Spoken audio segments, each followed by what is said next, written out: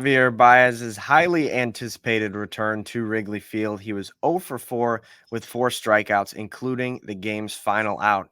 That was pitched by a new face. The Cubs no longer have Hector Neris on the team. We're going to talk about that and more on this edition of the Cubs Baseball Channel following a 3-1 Cubs victory over the Tigers. Here is your invitation to our show.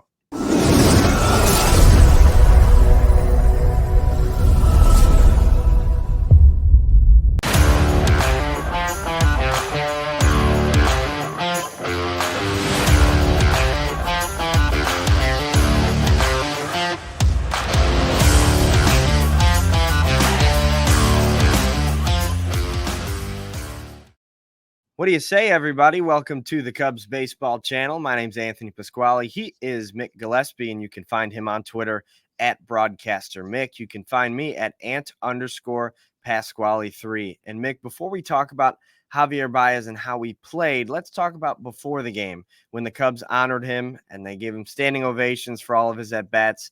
I just got to say, a well-deserved reaction for a guy who meant so much to the 2016 championship.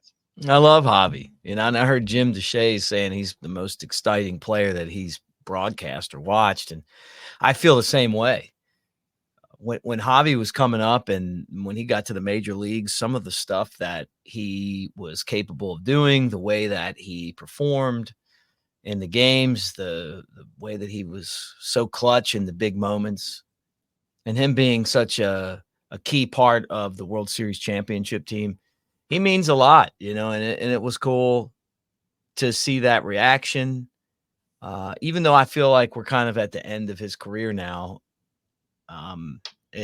we still love him. And when he's out of baseball, I'm sure we'll see him at the Cubs convention.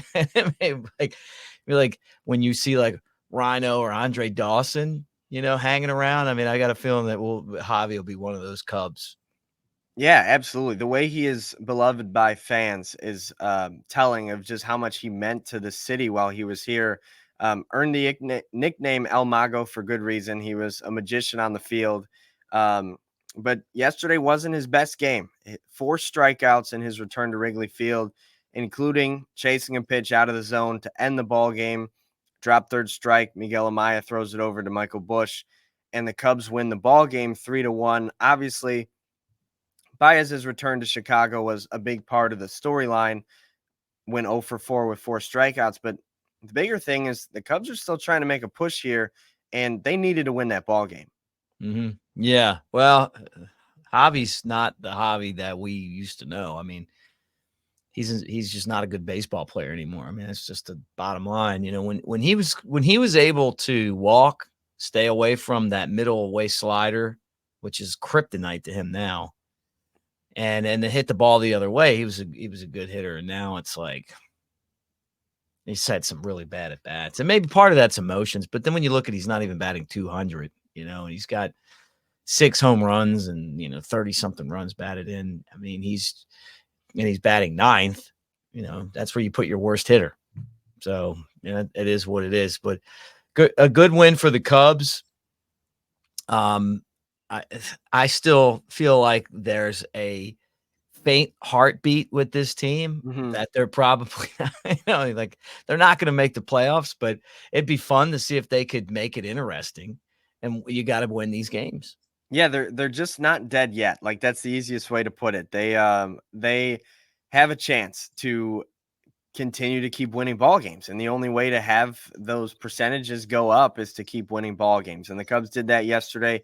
A 2-run double from Cody Bellinger gave the Cubs their first 2 runs of the ball game, and then a solo shot from Dansby Swanson in the 6th was that 3rd run, and it turned out to be all the Cubs needed. Javier Assad was strong on the mound. He pitched 5 2/3 innings, only allowed 1 earned run, 1 walk, 6 hits, and punched out 7, lowering his season ERA to 3.11. I've got to say, since he's returned from injury, this was the best we've seen Javier Assad look. Well, I kept saying it. I mean, he wasn't getting it through the 4th, and I just felt like he probably came back a little early to try to help the team. It was building back up again, and also having confidence after when you have an injury, you don't really want to push yourself too much because you you want to be healthy for the entire season, and or at least the rest of the season. So I'm not really surprised. I mean, I think he's a really good pitcher. He doesn't try to overpower people. He kind of goes away from what I think gets a lot of guys hurt. And that's the analytic that I'm going to throw as hard as I can. I'm going to spin it as hard as I can. I'm going to do that every time. He's a pitcher's pitcher. He's going to miss when you miss and they don't swing, it's a walk. It's not a home run, and so sometimes he gets himself into trouble, but he always gets himself out of trouble, it seems like, or most of the time he does. And that was even the case in the game, like you felt like, oh, here we go, he's going to blow it. And then all of a sudden he makes a couple big pitches, gets out of it, and ended up having a really good start. Yeah, I mean, you look at it at the end of it, 7 base runners across just under 6 innings. You'd imagine more than one run comes around to score, but no, Assad did a lot of damage control, 7 punch outs, and he ends up getting the win. After him, Tyson Miller and Drew Smiley each worked, and both got holds in the game. And then Porter Hodge came on for the save. And you might be wondering, what happened to Hector Neris? Why didn't he get that save situation? And we've been talking for a while about how he should be removed from that closer's role, but I don't think either of us expected the Cubs to designate him for assignment, which they did yesterday, bringing up Jack Neely, their 18th ranked system prospect, who was acquired from the Yankees in the Mark Leiter Jr. trade, which then opened up that 9th inning for Porter Hodge to get the save. And I feel like this, and I don't know anything, so that's why I'm going to give you my opinion on this. If I knew something, I'd probably just keep my mouth shut, but this feels like there's something more to it. It was just such a weird designate for assignment. I mean, it's not like Neris is awful. I mean, he's been okay. He just makes every time he's out there, he makes you wonder if he's going to blow it or not. And he's blown some games, but he's also gotten some saves. I don't think he's the worst bullpen guy that the Cubs have, but it just feels like over the years when something like this happens and you're scratching your head and you're like, what's the timing on this? And then like down the road, you find out like, this happened or this is why, or, something like that. So it kind of feels like that. I was shocked. I had no clue, but maybe this is also the start of them giving opportunities to the guys that they have in their farm system. So, you made the trade, you get Jack Neely. All I hear is that the guy's got closer type stuff, and you gave up Mark Leiter Jr. for him, him and an infielder. Why not let the guy come up there and pitch? And I never pictured Porter Hodge as a closer. He started in the minor leagues, and then he was kind of like that long relief type guy. But seeing it, it's like, okay, you know what? The guy could close. Tyson Miller's been really good. Lopez has been really good. So, maybe there's not anything to the Neris thing, and they just had better options. They got a lot of money tied up in a guy that they just, designated for assignment, but worked out well for the Cubs. And you know what? I mean, if they're going to make a miraculous comeback, it's going to take a lot of wins to do it, and the bullpen is going to have to really help them out.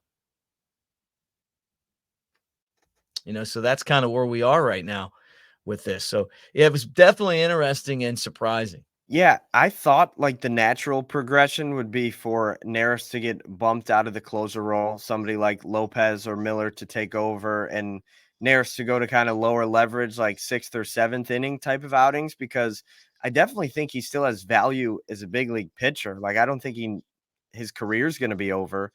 I just think he wasn't a closer, but I think the Cubs must have decided that not only does he not fit into the picture for the rest of this year, but for the future. So they make that move. They free up some money that maybe keeps them below the luxury tax now. Maybe that was a part of the thinking. I don't think it was, though. I don't think it was money. I think they're stuck with the money. They might be. And I know he had a vesting option that depended on how many innings he pitched this year. So at least they won't have to pay that because he's DFA'd now. But yeah, it frees up a lot of innings late for guys like Porter Hodge and Jorge Lopez, Tyson Miller, and also Neely, who we've heard a lot of good things about. So it'll be something to keep our eyes on for sure, as the Cubs improve now to 2 games below 500, still inching close to that 500 mark. We'll see if they can eventually get there as they continue this series against the Tigers. They're tied for second place now with the St. Louis Cardinals, still 11 back of the Brewers and 5 back in the National League wild card race. We talked about it, still a relatively easy schedule remaining, but the odds are not in their favor, and they need to keep winning ball games to get these odds even higher. But like when you're looking at almost 97% that you're not going to get in, I wouldn't be, counting any pennies. Got to win games, go out there, grind it out, right? The problem is that the 3 teams that are the wild card teams right now, to me, are clearly better than the Cubs, clearly better. The Padres are clearly better. The Diamondbacks are clearly better. The Braves are clearly better, although they've had some injury issues, but and I guess you're hoping that maybe you can clip off the Braves, the Mets, and Giants are the teams that are ahead of the Cubs right now. I don't think the Giants are any good. I think the Cubs could be better than the Mets, but you got to climb past 500 and then accelerate, and that's been the biggest issue for this team. Yeah, I think they could definitely overtake, like you said, the Cardinals, the Giants, the Mets, who are above them, but they're also on the outside looking in. You're going to have to overtake a team like the Braves or the Diamondbacks, which is the kind of harder to foresee aspect of this. But, you're playing the right teams to get that done. As the Cubs have another game tonight against the Detroit Tigers, it'll be Jameson Taillon on the mound, who is 8-7 on the season with a 3.62 ERA. Pretty strong season from Taillon, but hasn't been especially sharp as of late. And the Tigers have not yet announced their starter. They might be doing another bullpen game like they did yesterday, but it looks like a good game for Taillon to get back on track. Yeah. Hey, I'd love to see him go out there and, just let's make it interesting. Let's get back to 500. Let's get past 500. Let's, that all you can do as a team is go out there and try to win games. When you have a 3.7% chance to make the playoffs, you're running out of time. Maybe it's just playing for pride. Maybe it's just guys playing for positioning. But I'm so curious, and I've talked about this before, about what they're going to do with this roster, because they've got all these guys in AAA now. They've got them all stacked up there on that last place Iowa team, ready to go out and do something next year. And I'm curious to see what that something is. Maybe some of those guys even come up in September. Yeah, we'll have to keep our eye on it for sure. I think the roster, obviously the move with Neris shocked us, but we're going to be getting a lot of roster moves over the next month or so as this season winds down. So we'll keep our eyes on that. We'll be on here if anything breaks. And as always, thank you guys for joining us on this edition of the Cubs Baseball Channel. Thanks for liking and subscribing and commenting and talking about Javi. I know reading everybody's comments about El Mago was always entertaining. As he's been always entertaining since he came up to the big leagues back in 2014. But we will talk to you guys tomorrow, hopefully after another Cubs win. Go Cubs. Yeah, go Cubs.